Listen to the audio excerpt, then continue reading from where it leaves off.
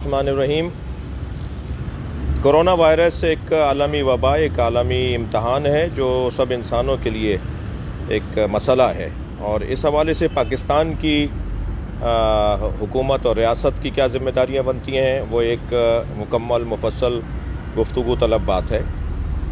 सिंध हुकूमत के नुमाइंदगान यहाँ तशरीफ़ फरमा हैं और आज इनकी अहम एक मीटिंग भी थी, उसकी रोशनी में हमारी आज मुलाकात हुई। तशरीफ़ फरमा हुए हैं बाबुल इल्म में जनाब नासिर हुसैन शाह साहब, जनाब सईद गनी साहब, जनाब मुर्तज़ा वहाब साहब, इनके रफ़क़ा। ज़ायरीन का मसला या सऊदी अरब का मसला या चीन का मसला नहीं है, मसला बीमारी का मसला है। और जो भी पाकिस्तानी मुल्क से बाहर है और वो बॉर्डर पर पहुँच गया है और उसे वापस आना है, कुछ तो तालिब इल्म है, जैसे कौम में तालिब इल्म है, उन्हें कोई ज़रूरी नहीं है कि वो पाकिस्तान आएँ, वो अपने मकानात में रह रहे हैं, वो वहाँ रिहाइश पजीर हैं। लेकिन ऐसे ही चीन के जो तालिब इल्म हैं वो क्योंकि अपने हॉस्टल्स में रह रहे हैं, बोर्डिंग का उनका की ज़िंदगी है। लेकिन जो मुसाफिर हैं वो तो वापस आएगा पाकिस्तान के अंदर, वो मुसाफिर किसी भी वतन से आ रहा हो।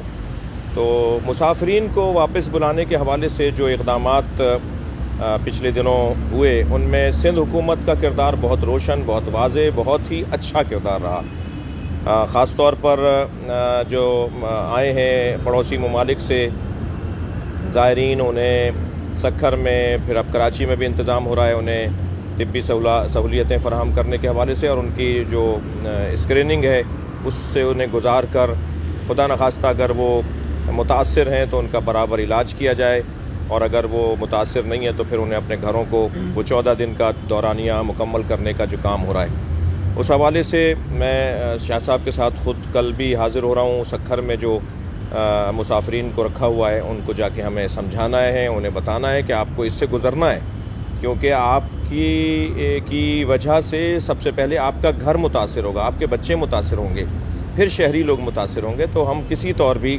अपने पाकिस्तान में किसी मुश्किल के मुतहम्मिल नहीं हैं। अहम तरीन बात जो इस वक्त सिंध हुकूमत ने वफाकी हुकूमत से की है, और आज अभी हमारा इस मीटिंग के दौरान राब्ता भी हुआ वफाकी हुकूमत के एक अहम वज़ीर से, मोहतरम वज़ीर साहब से जो राब्ता हुआ, उसमें यही बात हुई कि अगर वफाकी हुकूमत जहाज़ का इंतज़ाम करे और सिंध हुकूमत उसके अखराजात बर्दाश्त करे, तो जो लोग अभी मुसाफिर लोग पड़ोसी ममालिक के अंदर मौजूद हैं, उन्हें पाकिस्तान लाने में सिंध हुकूमत अपने भरपूर ताउन का ऐलान कर रही है और अखराजात सिंध हुकूमत करने के लिए तैयार है।